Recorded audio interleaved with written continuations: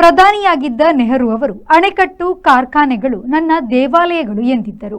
ಪ್ರಧಾನಿ ಮೋದಿಯವರು ದೇವಾಲಯಗಳೇ ಅಭಿವೃದ್ಧಿ ಎನ್ನುತ್ತಿದ್ದಾರೆ. ಮುಖೇಶ್ ಅಂಬಾನಿ ದೇಶದ ನೆಲದ ಅನಿಲ ಪಡೆದು ಅದಕ್ಕೆ ಸರಿಯಾಗಿ ರಾಜಧನ ಕಟ್ಟುತ್ತಿಲ್ಲ.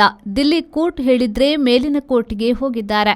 ಭಾರತದಲ್ಲಿ ಕೋಟಿಪತಿಗಳ ಅಭಿವೃದ್ಧಿ ಒಂದು ದಶಕದ ವಿಶೇಷ ಸಾಧನೆಯಾಗಿದೆ.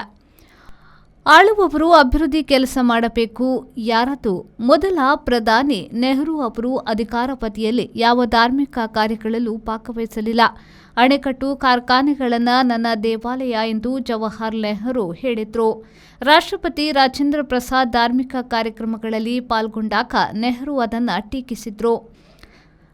ಅನಂತರದ ಎಲ್ಲ ಪ್ರಧಾನಿಗಳು ಧಾರ್ಮಿಕ ಕಾರ್ಯಕ್ರಮಗಳಲ್ಲಿ ಭಾಗವಹಿಸಿದ್ರು.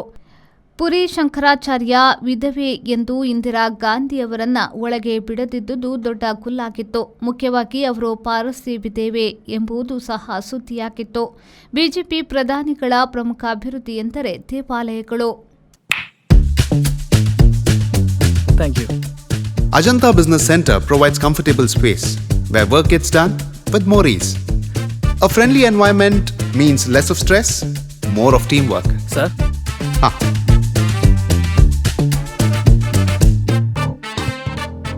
Every detail at Ajanta is thoughtfully managed, making our work much easier and more enjoyable. When employees work in harmony, it creates an environment where everyone thrives, allowing us to achieve the best of work with maximum effectiveness. Invest in workspaces managed by Vertex. Invest smart. Invest in Mangaluru.